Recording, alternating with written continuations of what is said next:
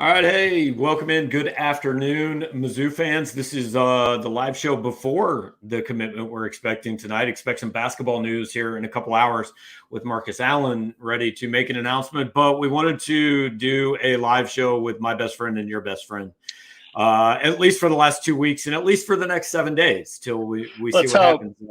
Yeah, Clint Cosgrove, Rivals Midwest analyst, joining us, and want to invite you guys, if you got questions, if you got comments, if you just want to throw us a few bucks like Jared just did, put that in the comments section, and we will get to them. But we're going to talk a little bit of Mizzou recruiting. It's been wild times around here, Clint. You kind of kicked it off about 10 days ago with now you tell me if I am misrepresenting this, with a rock solid 100% guarantee that Williams Nwaneri is committing to Missouri. That's how you phrased it, correct? Yeah. If you can 100% guarantee me witness protection, yeah, we'll go with that. I don't know if I'm going to go to the 100% yet, but I still feel pretty good about it.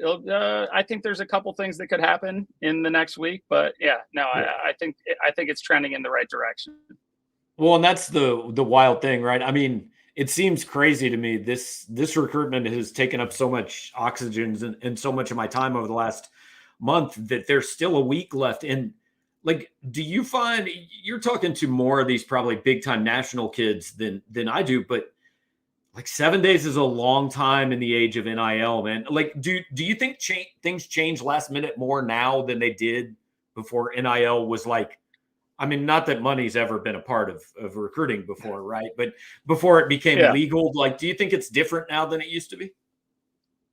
I think that people can come to the table with a real offer last second, whereas in the past, guys are walking home from practice and there's a guy sitting outside in the car and like, hey, you left this bag over here.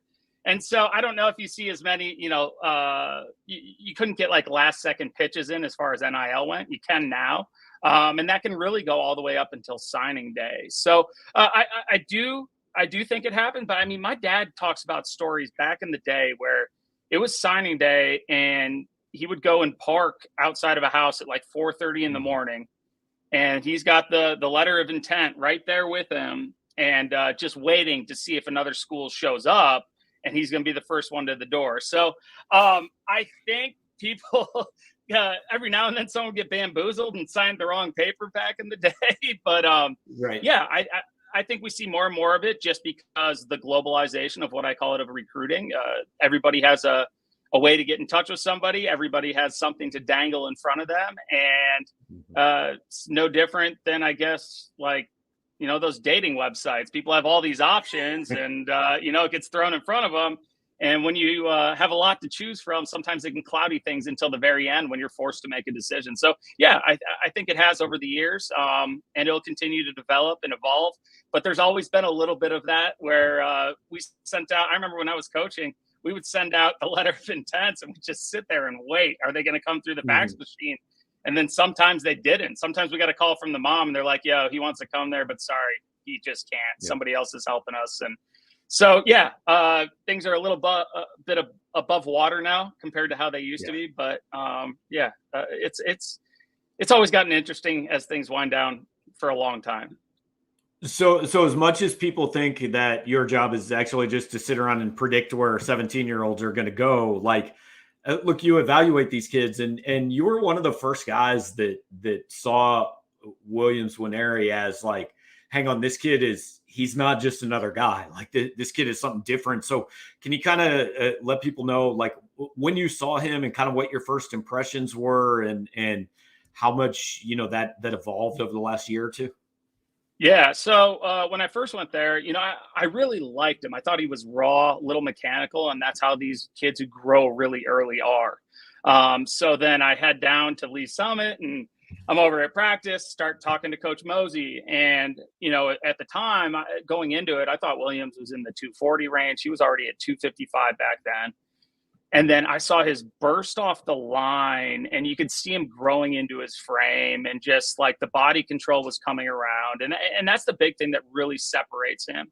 Athleticism, yes, but his ability with his length and levers, and to just be able to naturally play with Ben, to naturally explode off the ball, and then be able to make sudden movements without having to readjust. So when I say that, like, a lot of guys who are young, tall, long, they haven't grown into their frames yet. That's why you see a guy like Lucas Van Ness, who isn't recruited by everybody. All of a sudden he grows into that frame, becomes a freak. He's a first round draft pick. Williams is different in the sense that he's been doing it for so little time. This is something that I found out, when I was at practice. The kid, they found him in like the lunchroom or something. So he wasn't a football player. And so to come as far as he had come at that point, and that was at the beginning of last season. So like last September, I really, the trip was to see Caden Green and some other guys in St. Louis or in Kansas City. And then, Williams was a guy that I thought had a lot of upside, but then just seeing him in practice and the way he moved and explosiveness and the way he could use his hands already and how he was downright dominant and just more athletic than even some of the high-end skill kids they had on the team, it really spoke a lot to me. And at that point, I was like, if he's as good as I think he can be, if he develops the way that Coach Mosey and I think he can, he's got a chance to be big time. Now looking back at it, he's probably that and more. I thought he would be a 5-star back then. I think, in some classes, he'd be the number 1 player in the nation.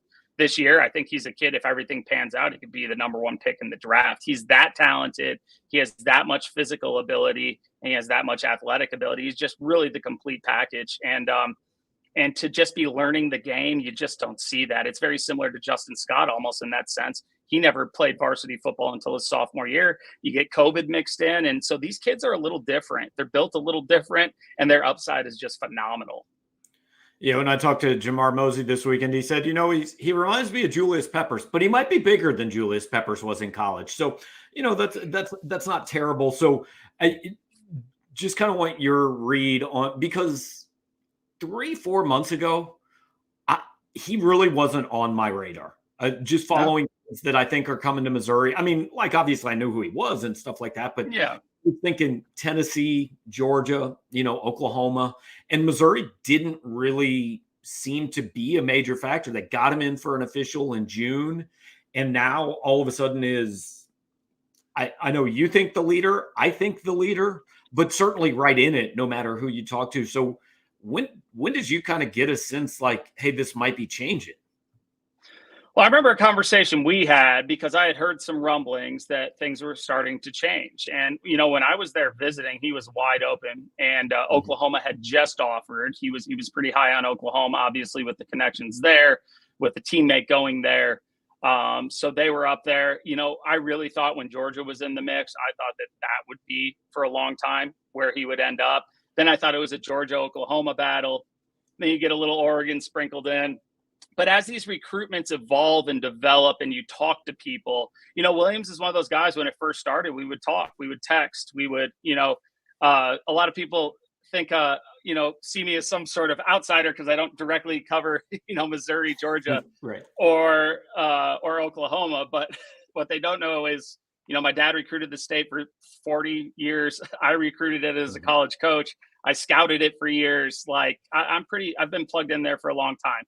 At Oklahoma, I GA'd for Ted Roof. At Missouri, I've got friends on that staff, my old roommates on that staff. So those guys haven't been too forthcoming, the ones that I have talked to be completely honest. But it's just the feel that I got when you start piecing everything together. You talk to anybody, I'll talk to anybody from an agent to a trainer to an NFL GM throughout the week, or, a lot of college coaches, whatever it is. And you're constantly building these little bits of information and putting puzzles together. A lot of people think the future casts, like for me, I don't do a ton of them, which they probably would like me to do more.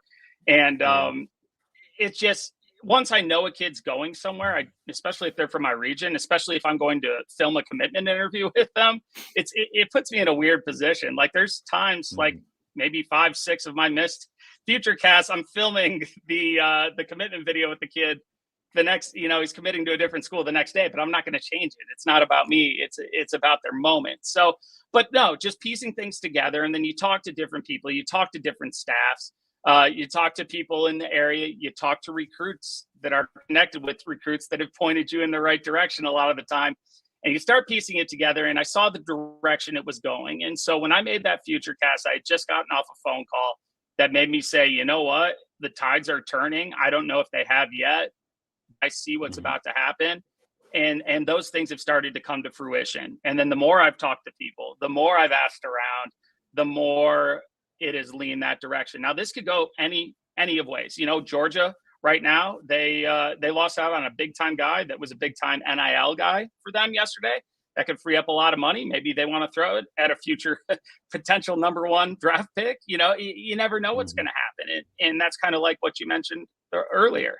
And even the decision, even whatever he announces on decision day, their schools aren't giving up. There might be They're not giving up. Right. No, there might be a school who's not even in it right now, who all of a sudden swoops in at the end. That's how these things go nowadays. And, you know, it's finding the pain points of a player, what's important to them. You know, I think a big thing that helps, and I'm not saying Williams recruitment is all about NIL, but, you know, most top 100 players, top 50 players, top 25 players, they have to consider that money when they're looking at the situation. What Missouri did with that law that allows them to get paid early, you know, it might not really be a long-term fix, but to get guys in the door, I think that's an almost instant fix. You know, when you can get that money right away, especially if you're not graduating early, you can invest that, you can get insurance policies. People don't realize what you can do with that. And then you're not locked in over time. You know, you give it a chance, you get there. I don't like it, I can leave. You know, my recruitment starts over. And that's the good and the bad that comes with it, I guess. So very interesting recruitment, as are many of them right now. But yeah, I still feel very strong. I feel stronger than I did when I put in the future cast for Williams to Missouri. I know I've gotten a lot of flack from certain fan bases, which is fine. It comes with the territory. But this isn't just some guess that I threw against the wall. There's a reason that you're hearing more and more about it since I put in that future cast, and I think it's going to continue to trend that way. Well, and you said this law may not be a long-term fix for NIL. Nothing's a long-term fix because the only thing we know is it's going to look completely different in like a year and a half. We just don't know how. Look, there's a couple other kids that obviously Mizzou fans are super interested in. Honestly, I mean, Williams is announcing next Monday, but Sunday night, Jeremiah McClellan is announcing his commitment.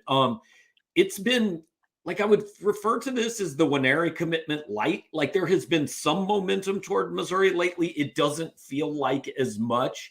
I have said on our board, you tell me what you think of this. I think Missouri's best chance to actually end up getting Jeremiah McClellan might not be on Sunday when he announces, but might be down the road if the season goes well and they can close on Winery, they can close on Ryan Wingo and stay in touch with him and sell him on some of this in-state NIL stuff. Maybe he commits elsewhere this weekend, but that doesn't mean Missouri's necessarily out of it. What do you think of that kind of theory? I think you're spot on. I would have told you 4 weeks ago, absolutely no chance. He's got a lot of respect for the Missouri staff. He has a lot of respect for his home state. You know, he's got a lot of respect for Luther Burden and guys on that team. But, you know, for a long time, you know, Ohio State has been, I think, you know, there's been a bunch of schools. There's been LSU. You've got, you know, connections there from St. Louis, Oregon. You know, they're always going to be in play for a big time player. You know, but Ohio State has been the one to me that really stood out to him and something that he wanted to be a part of. It was about the development, about the players that he knows there, what he's seen has happened. He's connected with the receivers there. So I think Ohio State is probably the odds-on favorite come announcement. Now, when he made that decision to announce, he texted me. He said the date. He goes, put it out. And I knew if I didn't put it out right away, somebody else was gonna. So I had to. He had no clue that Williams was gonna do it the next day. So that is total coincidence for people who are looking into that. They're totally individual recruitments, individual commitments that did not play a part in each other's dates. Now, from talking to Jeremiah, and I've known Jeremiah since he was a freshman.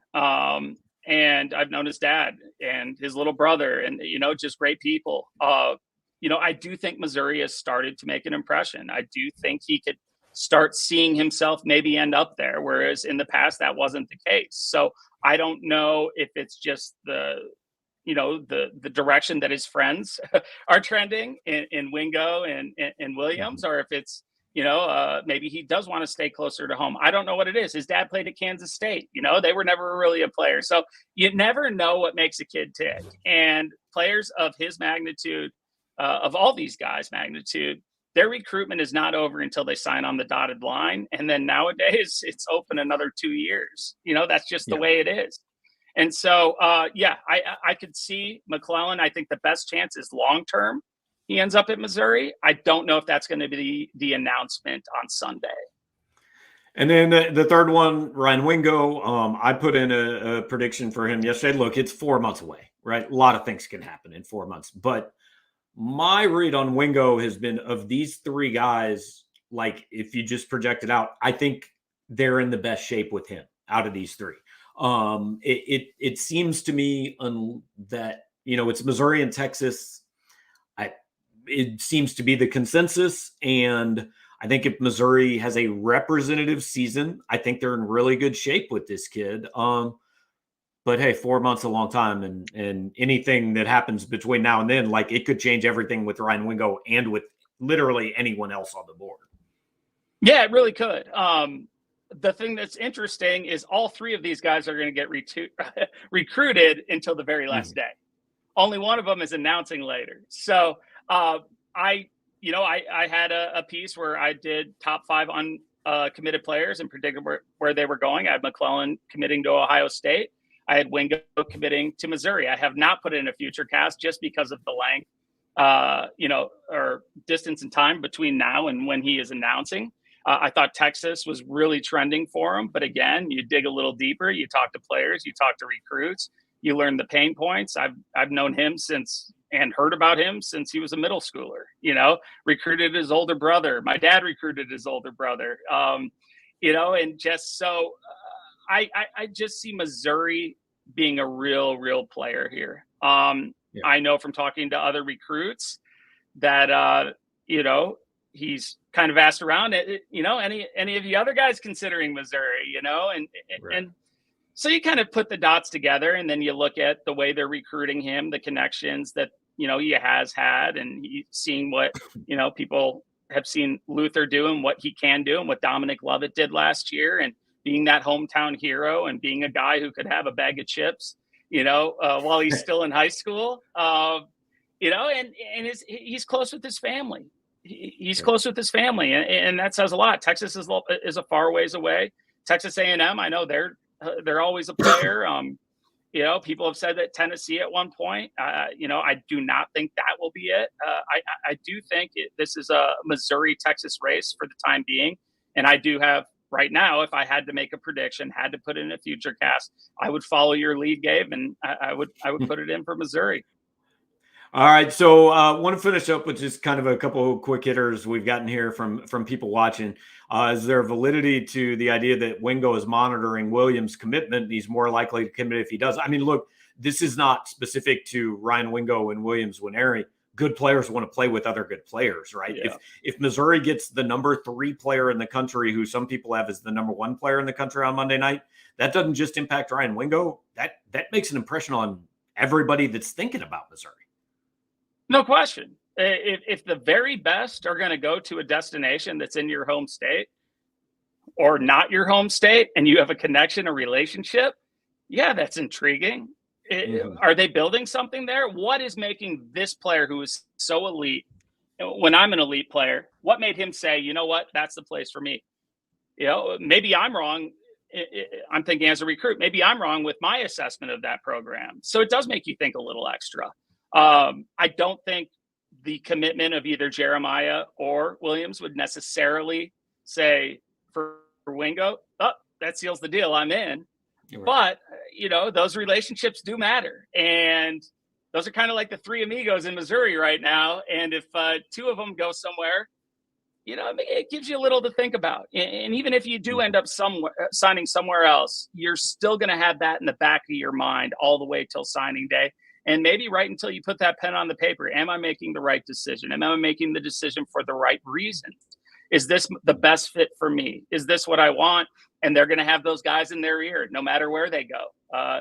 If Wingo goes to Texas, McClellan's not really in on the Texas thing, but you better believe he's going to try to recruit him to Texas, whether Texas is recruiting him or not. And that's just the way these things work. Relationships matter, and that's why they matter with players. They matter with coaches. They matter with recruits. And there's just so many variables. It's hard to say, but I do think it matters. Kyle wants to know if Nwaneri has the ability to start as a true freshman. I would just say in the era of the free transfer and NIL, a kid of that caliber does not go somewhere to not have every opportunity to start as a true freshman, right? I mean, the word redshirt would not be allowed to be used in a discussion with him. Oh, absolutely not. And he is talented enough, even if he's not ready, you can put him on the field and you're probably better than you were before him, even if he's not ready. It's different than the quarterback position where you say, you know what, we put a guy on the field, things don't go well, he gets hurt, loses his confidence. That's a different deal. With a defensive lineman who we know, and especially Williams, who can play, he can play the edge. Anywhere. You play 3 technique. You can line him up over center. You can play him standing up. He can literally play anywhere. So at the very least, they're going to have a package for him where he is going to be able to make an impact. And if he only has, and if package is rushing the passer on third, I feel bad for those quarterbacks because they're going to find a way to get him to the passer. So yes, he's an immediate impact guy, 100% if he goes to Missouri. If not an every down starter, there will be a package and he will make an impact in some form or fashion. This kind of ties into what I wanted to finish up with you on. KE asks if you've already been checking in on Jackson Cantwell. He kind of seems to be the next big thing. So just a quick thought on him. And is there a kid, in the 2025 class in this state that you've kind of looked at and said, hey, that's the guy that you need to really be paying attention to the next 12 months? Well, the guy in 2026 for me is Jackson Cantwell, and that's regardless almost of, state. He, you look at the genetic profile. I don't think that people realize both of his parents might be world champions and Olympians. I know at least one of them is as a thrower. So that's the genetic profile. Then he's 6'8", 3 something. He can move. He's already, there's a chance he could be a future world championship qualifier in the shot put and disc. Like, he's that level of athlete. And then he's also mature beyond his years. I've been talking to Jackson. First time I talked to him was probably at the end of season. We talked last week, right before he went to Georgia, right after he got his Alabama offer. Big time player, big time upside, has a chance to be a top 5 player in the nation. He has a chance to be as good as he wants to be. And I think he wants to be very good. And he's a hard worker. He loves football. Track will take some time from him, but he's just such a natural athlete. And that genetic profile, when you have 2 world champion caliber parents, people don't realize how rare a world champion caliber in anything is. He's got special upside, special gifts, and he's a phenomenal kid too. And what he put on film as a freshman is pretty impressive. I got to get out and see him this year. Yeah. Other guys.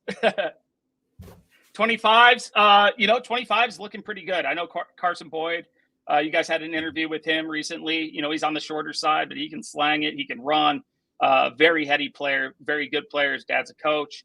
A kid who transferred in from East St. Louis that is a name to watch. I don't know if Missouri's offered him. He only has a couple offers, but DJ Miller, big receiver from East St. Louis, transferred into Cardinal Ritter.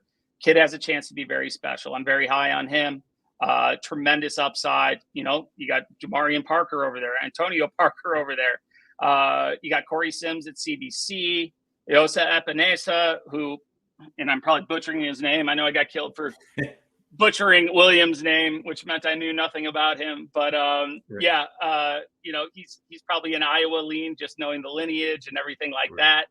And then in 26, there's another kid over at Cardinal Ritter, another receiver, Elijah Lucas, who's got a chance to be special. And then you got Keenan Harris over at SLU, who I believe does have a Missouri offer. So there's some good talent. I see at least 1 to 3 5-stars in that 25-26 class out of Missouri. It'll be interesting to see how that plays out. I think a lot what happens in this recruiting class and this season will determine how that plays out as well. Yeah. All right. So we want to finish you up with a fun one. This answer might change next Monday night about 7:00. But which fan base currently gives you the most flack on social media? Oof. For a long time, it was probably Tennessee or Michigan State. I've gotten a little Oklahoma lately. Georgia hasn't been too bad. You know what the funny thing is? When I first started this job, I was behind the scenes. I was scouting for 8 years. I was used to it when I was coaching. Didn't bother me one bit. I didn't have time to read it. Then when you go into the media, you have no choice but to read it. And then I got to the point where it was affecting me mentally, and I just said, I'm gonna shut it all out. So to be honest, I try to stay off the boards as much as I can, but unless I have, legitimate things to discuss, I love going on the boards. I just hate when things turn bad on me. So you try to ignore it, both good and bad, but I cannot lie. The Missouri love has given me a lot to chuckle about. My family, the group text is lit with my friends because they tell me about it. So it has been fun dealing with the Missouri fans. I got to tell you, I did not realize how strong their presence was on social media. It's a passionate group for sure. Well, someone on here has asked for you to be mayor of Columbia, so we'll see if that happens. But Sunday and Monday, be nice to Clint. Either way, whatever happens. But seriously, man, appreciate it. Thanks for taking the time. I know a lot of Missouri fans have been wanting to hear from you, and I know you're busy, but thanks for hanging out. No, I love coming on. It's been a while, man. I'll come back whenever. Yeah, it has. I love talking. All that needs to happen is Missouri needs to be on the edge of like one of the biggest recruiting weeks in school history, and we have you on the podcast, man. That's how it works. Well, I might not be able to come on if things don't go the way that the future guests suggest. But for those that are wondering, I have nothing. I have no plans in changing that right now. And even if I find out right before, I'm sticking with it. So. All right. Well, Clint is committed to the end. I've still got a couple days to decide whether I want to put myself out there on that one. But appreciate all you guys watching. If you watched live, hit the like button, subscribe to the channel, all that. If you listen to the podcast afterwards, just say really nice things to us on social media and leave us a good rating. So we'll talk to you guys next time. Thank you.